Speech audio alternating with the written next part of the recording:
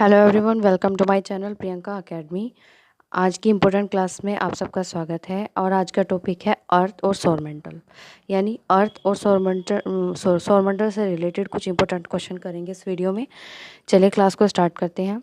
सर्वप्रथम किसने कहा कि पृथ्वी है, यानी पृथ्वी का अस्तित्व है? किसने कहा? ये कहा पाइथागोरस ने। किसने? पाइथागोरस ने। और पाइथागोरस ने ये कहा कि पृथ्वी गोल है। याद रखना है, क्या कहा है पाइथागोरस ने? कि पृथ्वी गोल है। पृथ्वी का जलीय भाग और स्थलीय भाग कितना है? पृथ्वी का जलीय भाग 71% है और स्थलीय भाग 29% है। पृथ्वी का जलीय भाग कितना परसेंट है? 71%। ठीक है। किस तिथि को अपसौर की स्थिति कहते हैं या होती है? कौन सी स्थिति अपसौर की स्थिति होती है? ये होती है 4 जुलाई को। कब होती है? डेट इंपॉर्टेंट है, पूछा जाता है। अपसौर उपसौर। अपसौर 4 जुलाई को, उपसौर 4 जनवरी को। कब होती है अपसौर? 4 जनवरी को। पृथ्वी का विषुवतीय व्यास कितना होता है? इस पे 2 क्वेश्चन बन सकते हैं, विषुवतीय व्यास और ध्रुवीय व्यास। आपको देखना है कि डिजिट सेम है, 12,000 लगभग सेम है, सॉरी 12,756, 12,714। इसमें आपको कन्फ्यूज़न ना हो इसके लिए एक ट्रिक बताती हूँ। विषुवतीय, देखिए विषुवतीय शब्द अपने आप में बड़ा है, जबकि ध्रुवीय शब्द अपने आप में छोटा है। आपको बड़ा और छोटा याद रखना है। विषुवतीय बड़ा है तो इसकी डिजिट भी बड़ी होगी, 12,756। और देखिए ध्रुवीय क्या है? छोटा है, 12,714 किलोमीटर, तो इसकी डिजिट भी छोटी है। आपको सिर्फ 12,000 आप ऑप्शन में देखते ही तुरंत लगा सकते हैं। ठीक है। ऋतु परिवर्तन किस गति के कारण होता है? ये होता है वार्षिक गति, जो पृथ्वी एक साल में यानी 365 दिन में करती है, जिसे परिभ्रमण कहते हैं। और ये ऋतु परिवर्तन का कारण होती है। पृथ्वी अपनी धुरी का चक्कर किस रफ्तार से लगाती है और कितने समय में पूरा करती है? पृथ्वी अपनी धुरी पर, ठीक है, अपनी धुरी की बात हो रही है, तो अपनी धुरी पर 1610 किलोमीटर घंटा, यानी कि 1 घंटे में 1610 किलोमीटर चक्कर लगाती है और कितने, लगभग 24 घंटे में इस चक्कर को पूरा करती है, एक दिन को, जिसके कारण क्या होता है? रात दिन होते हैं। अगला क्वेश्चन है, पृथ्वी की किस गति से दिन और रात होते हैं? याद रखना है, पृथ्वी की किस गति से? घूर्णन गति से दिन और रात होते हैं, जबकि परिक्रमण गति से क्या होते हैं? वर्ष होते हैं। जो मैंने पहले भी बताया कि ऋतु परिवर्तन होता है और वर्ष बनता है, एक साल में एक चक्कर पूरा होता है 365 दिन में। तो पृथ्वी की गति किस वर्ष बनते हैं? परिक्रमण गति से बनते हैं। सूर्य की परिक्रमा करने में पृथ्वी को कितना समय लगता है? अब आप सब जानते हैं कि सूर्य क्या है? सूर्य हमारा सौर परिवार का मुखिया है और इसी से सबको ऊर्जा मिलती है। सूर्य की परिक्रमा यानी सूर्य बीच में होगा, पृथ्वी उसके चक्कर कितने दिन में लगाएगी? लगभग 365 दिन, 5 घंटे 48 मिनट और 46 सेकंड में, यानी कि 365 दिन 6 घंटे में लगाएगी। पृथ्वी को सूर्य की एक परिक्रमा करने में लगे वक्त को क्या कहते हैं? सौर वर्ष कहते हैं। क्या कहते हैं? सौर वर्ष। सौर वर्ष या कैलेंडर वर्ष में कितना समय बढ़ जाता है? याद रखना है, 6 घंटे बढ़ते हैं और 6 घंटे बढ़ने के कारण ही फिर लीप वर्ष आता है, हर 4 साल बाद आता है, जिसमें फरवरी की क्या होती है? 29 की होती है। आकार और बनावट की दृष्टि से पृथ्वी किस ग्रह के समान है? इस एक क्वेश्चन से आपको लगभग 5 क्वेश्चन याद होंगे। आपको याद रखना है, आकार और बनावट की दृष्टि से पृथ्वी किस ग्रह के समान है? शुक्र के। शुक्र ग्रह लगभग पृथ्वी के जितना ही है और इसको पृथ्वी का जुड़वा ग्रह भी कहते हैं, भोर का तारा भी कहते हैं, सांझ का तारा भी कहते हैं और चमकीला तारा भी कहते हैं। इसको पृथ्वी की जुड़वा बहन भी कहते हैं। भोर का तारा, सांझ का तारा, चमकीला ग्रह, पृथ्वी की जुड़वा बहन और चमकीला ग्रह। ठीक है, याद रखना है। दूसरा, पृथ्वी को नीला ग्रह किस कारण कहा जाता है? पृथ्वी को पानी की उपस्थिति के कारण, क्योंकि जब जो हमारे समुद्र है और यानी जो पानी है 71%, पृथ्वी पर उपलब्ध 71% पानी जब रिफ्लेक्ट करता है ऊपर, तो एक ब्लू कलर की शाइन आती है, जिसे पृथ्वी को नीला ग्रह कहा जाता है। सूर्य के बाद पृथ्वी का, सूर्य के बाद पृथ्वी, सॉरी, सूर्य के बाद पृथ्वी का सबसे निकट तारा, यानी कि सूर्य पृथ्वी के निकट है और उसके तारे की बात की है तो यह प्रोक्सिमा सेंचुरी। प्रोक्सिमा सेंचुरी याद रखना है। आप फ्रेंड्स एक ट्रिक याद रख सकते हैं, अगर आपको इसके सूर्य के निकट सारे ग्रह याद करने हैं। ब शुपम, ब शुपम, बश अव। लिखिए ब शु प म, ब शु, ब क्या होगा बुध, शु क्या होगा शुक्र, प होगा पृथ्वी, ब शु प म मंगल। और ये होते हैं आंतरिक ग्रह और ये होते हैं बाह्य ग्रह। इनके बीच में होते हैं क्षुद्र ग्रह। क्या होते हैं? यह है सूर्य, सूर्य, ठीक है। बशुपम बश अव, बशुपम बश अव। मैं ये ट्रिक जो सौरमंडल के ग्रहों की ट्रिक है, मैं एक अलग वीडियो में, एक शॉर्ट वीडियो में आपके लिए डाल दूंगी। आगे देखते हैं, पृथ्वी का एकमात्र उपग्रह कौन सा है? पृथ्वी का एकमात्र उपग्रह चंद्रमा है और ये प्राकृतिक है। क्या है? प्राकृतिक है। चंद्रमा की सतह और उसकी आंतरिक स्थिति का अध्ययन करने वाले को क्या कहा जाता है? मतलब अध्ययन करने वाले विज्ञान को क्या कहा जाता है? Selenology, selenology. चंद्रमा पर धूल के मैदान को क्या कहते हैं? चंद्रमा पर धूल के मैदान को शांति का सागर कहते हैं। क्या कहते हैं? शांति का सागर।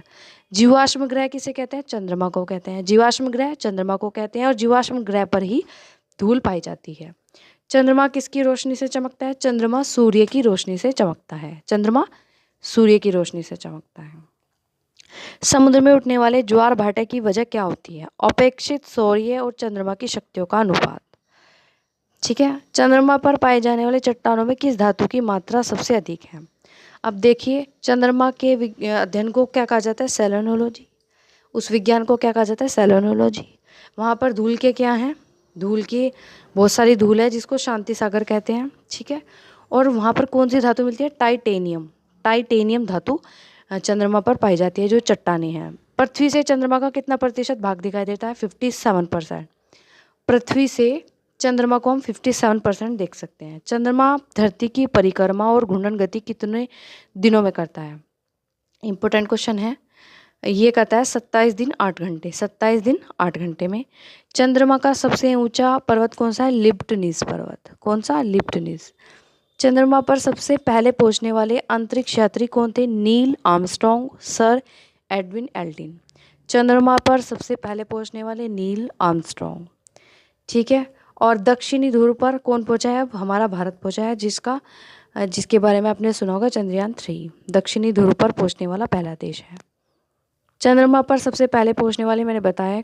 चंद्रमा पर कब अंतरिक्ष यात्रियों ने पहुंचने में सफलता पाई थी? 21 जुलाई 1969 में। चंद्रमा पर पहली बार पहुंचने वाले अंतरिक्ष किस यान के थे? अपोलो 11। प्रकाश वर्ष क्या है? वैसी काल्पनिक रेखा जो पृथ्वी के प्रकाशित और अप्रकाशित हिस्सों को बांटती है। पृथ्वी के परिभ्रमण की दिशा क्या है? पश्चिम से पूर्व। ये इंपॉर्टेंट क्वेश्चन है। पृथ्वी के परिभ्रमण की दिशा उल्टी है, पूर्व से पश्चिम ना होकर पश्चिम से पूर्व है। जिस कक्षा में पृथ्वी सूर्य की परिक्रमा करती है उसे क्या कहते हैं? दीर्घवर्तीय। क्या कहते हैं उसे? दीर्घवर्तीय। एपसाइड रेखा क्या है?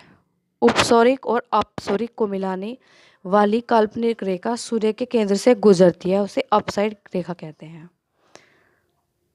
उपसौरिक क्या है? 3 जनवरी को सूर्य और पृथ्वी के बीच की दूरी कम हो जाती है, उसे उपसौरिक। अपसौरिक मैंने बताया था 4 जुलाई को होता है, उपसौरिक 3 जनवरी को।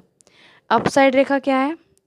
उपसौरिक और अपसाइड को मिलाने वाली काल्पनिक रेखा सूर्य के केंद्र से गुजरती है, इसे अपसाइड रेखा कहते हैं। उपसौरिक 3 जनवरी। अक्षांश रेखा,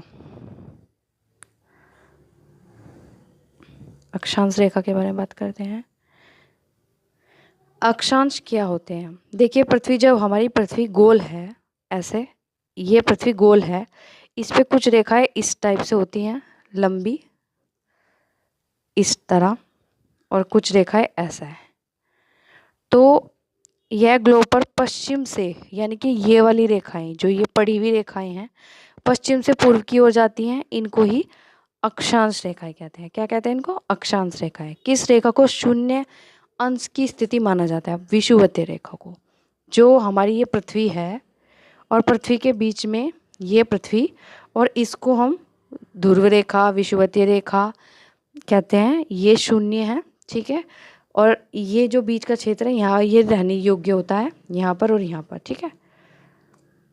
देशांतर क्या है? ये ग्लोब पर उत्तर से दक्षिण की ओर जाती हैं।